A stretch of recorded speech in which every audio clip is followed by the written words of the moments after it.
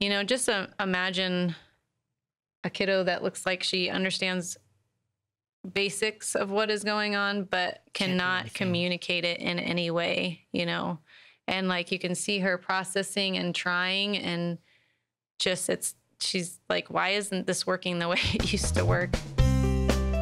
Hey everyone, this is Yvette Hampton. Welcome back to the Schoolhouse Rocked podcast. I am back today with the Lewises, and we are telling of their story. They're telling their story about what God has done through their daughter, Natalie, through this horrific accident that happened while she was having heart surgery. If you missed the first part of that on Monday, go back and listen to that. And there's so much more to tell with this story. It was kind of funny because Deann, you kind of jumped to the other day, she had this picture in her bedroom of the doctor. And, yes. And so it's neat to just see, okay, there's another end to this story of something that it should not have ended this way. But we serve an incredibly big God, an incredibly faithful God. And even when things don't go the way that we want them to go, he is still faithful and he is still loving. And so we're going to continue talking about that story. But before we do, I want to say thank you to our sponsor, BJU Press Homeschool. No parent should homeschool alone. You have a God-given calling to bring up your child to love God and to steward his creation. And BJU Press exists to help you be successful in that endeavor. Visit their website at bjupresshomeschool.com or call 1-800-845-5731 to connect with an experienced homeschool consultant. Well, Deann and Curtis, thank you for being back with us again today. Thank you. I love that we have both of you because it's so fun to get the different perspectives. And Deann, you kind of ended your part of the story on Easter. It was Easter Sunday. She had the surgery on Good Friday. Everything just went wrong. Beyond what anyone could ever have imagined. I assume that this physician, this surgeon who was operating on her, he probably had not had this happen to him before. No. And so I can imagine what an incredibly scary thing that would be for him to have to walk in and come to you. He did not have to face you. I'm certain of it. He could have hidden behind a wall. He could have said to his staff, I need you to go talk to these parents and I'm out. Yeah. But instead he was courageous enough to come in and face you guys. And because he did that, he has had a chance to hear the gospel and had you as a family to literally wrap your arms around him and show him the love of Jesus and show this medical staff the love of Jesus that they may never have ever seen before in all of their years of working in the medical field. And so what an incredible testimony that is in itself. So I want to fast forward to Easter Sunday. So it's Easter Sunday and things were looking okay. Maybe you were a little hopeful. And then Easter Sunday, things started to kind of go downhill from there. Where are you now in the story? So Easter Sunday, Curtis had come actually back up for church and I was down there with Natalie. And as the day kind of progressed, they started to say, we're not seeing what we want to see. So they had talked about extubating her, but they wanted to wait until they had an MRI. So that held us off until Tuesday. She had the MRI and then Tuesday evening was a very hard day. They just came in and gave us worst case scenario that, Natalie, there was no healthy part in Natalie's brain, that it looked like she had just been underwater, not, being in an outpatient procedure and getting immediate care. We asked about, neuroplasticity and the brain rewiring and finding healthy parts. And they just said, there's no healthy parts for it to go. So even that night, the doctor for just the floor, took us down the hall and just had the hard conversation of, when we extubate Natalie tomorrow, if she can't breathe, what do you want us to do? And she said, we could re-intubate her and sometimes waiting up to a week, there could be progress, but ultimately we had decided if she couldn't breathe that we were going to let her go. So just, you're talking about like taking your daughter for a one-day procedure and thinking you'll be home and now asking questions of, will our family be able to come and say goodbye? Will our kids be able to come say goodbye? She has 3 siblings. Right. You're asking these super hard questions. So the next day, Wednesday, was probably the most traumatic day of my life, even more so than just the surgery day. Just waiting for them to extubate her and waiting for her to take that breath. You know, you're just like in anticipation, and they extubated her, and she got allowed breath. God allowed her to breathe on her own. And, you know, you felt a sense of relief, but then in the days that followed, you just saw your child in extreme pain, which is another hard thing to swallow and see and watch. And so just having hard conversations of how would you even do this at home? You know, how do you protect your other 3 kids from seeing this? Just a lot of hard conversations. And that's when they ended up sedating her, because they were just throwing medicine after medicine at her body and it was doing nothing. So they moved her back down to an ICU floor so that she could be on a sedative drip. And they told us, you know, this is a good time for you to go visit your other kids. So I think we took about a day and a half and came home together. But when we went back, one of the nurses said, you know, I feel like she smiled at me. And we're just like, oh, wow. Yeah, right. You know, that was the one thing that they had told us. We hope that she could smile. And so over the next couple of days, she became more alert and was smiling, seemed to be showing like understanding and cognition. And that kind of carried on through the next couple of weeks so they kind of had to go really high on the sedation, and then they came slowly weaned her off of the sedation and then sent her to a normal peds floor where she had to have a G-tube surgery because she had completely lost the ability to eat.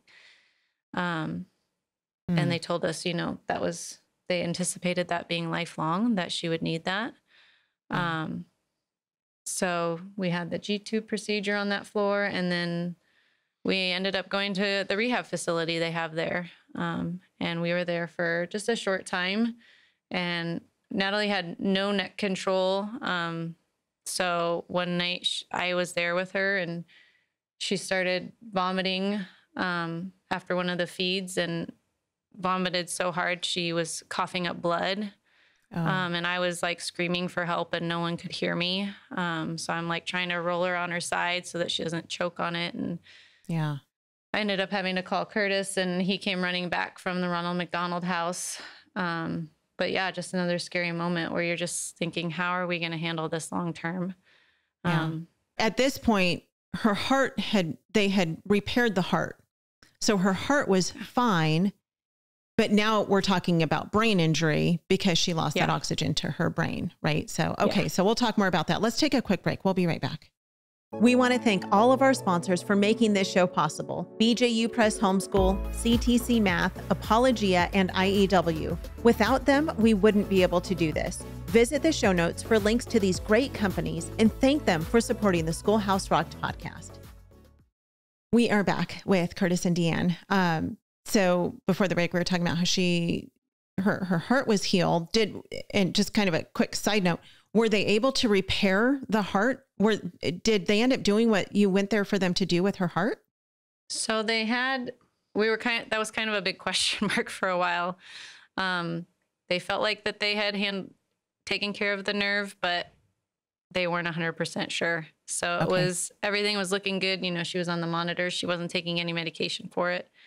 But it was, we think it's good, but we don't But really now she's know. got this brain injury. Yes. And so I imagine the stress on her body would then cause heart issues as well. So now you're in a phase of trying to deal with brain injury.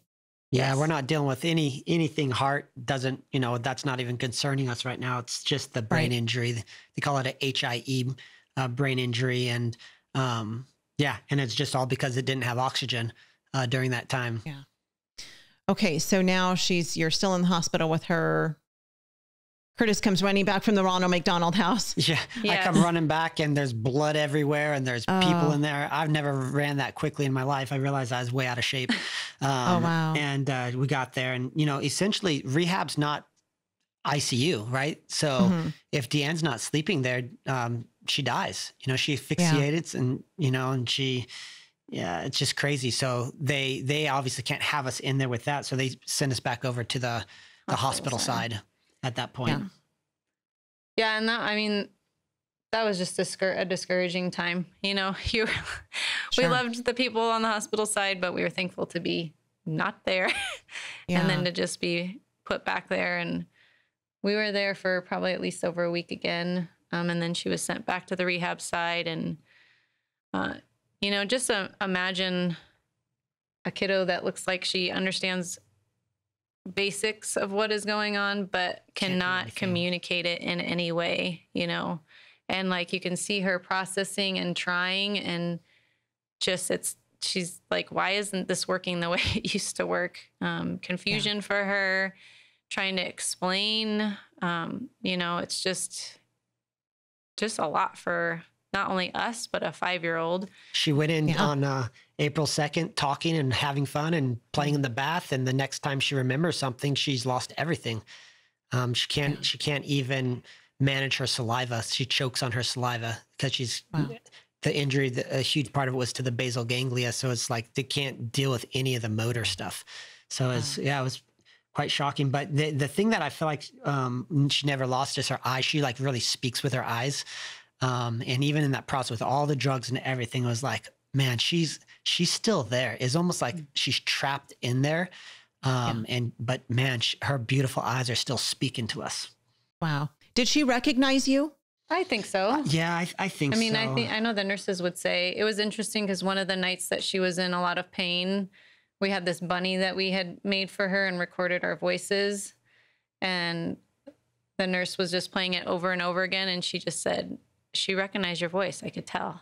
And it was one of those things that people would say, this is what I think, but you don't know if they're just giving you hope or, you know, if they're just trying to say nice things. And you're wanting to be hopeful, yet you know, like there's no promise that God is going to heal her. There's no guarantee. So it's this really difficult position to be in, to pour out your entire heart into praying for healing, yet knowing statistically and mathematically, you know, all the science wise, it doesn't make any sense to pray for that. So trying to not put your heart in a place where you are praying so fervently and hard for something that you say this will happen because you know that's not guaranteed. So it's a really hard place to be in because you're hoping for healing. You miss talking to your daughter, you know, you're trying to speak for her and anticipate what she wants to say. And, you know, we've all been on medications and we know how much it can affect us or make us feel altered. And this kid's on 9 medications. I mean, a little 5-year-old on these medications that 39 pounds that would take anybody down is a lot. So we ended up being at the rehab, and I mean, they would have to do therapies in the dark for her because it was just overstimulating for her. We couldn't have the janitor come in and change the trash in the room because it would just agitate her, just the slight noise of the trash bag crinkling and rumpling. We would have to remind people, like, you need to talk quietly or you need to calm yourself down because it's just too much for her. And she wasn't allowed to go outside because there was the COVID regulations. So being trapped in a hospital room, we at least get to get up and go out, and she's stuck in the bed. And there's not even really a comfortable chair or seat or wheelchair for her to relax in. Can't do anything with your hands. I mean, her hands would, even when she was in the wheelchair, we had like a boppy pillow that we would rest her hands on and they would just fall because she had zero control of her hands. And that's how we were going to go home. We were going to take her home. She had at least calmed down from that painful dystonia and they call it storming. And, you know, after a couple of weeks in the rehab, we were prepared to take her home that way. Yeah. You know what? We are out of time. It goes so quickly. We're going to come back tomorrow. We're going to finish up this story and take people to where Natalie is today. And then, like I said on Monday, I want to talk just a little bit at the end of tomorrow's episode about just how you have dealt with all of this and homeschooled at the same time.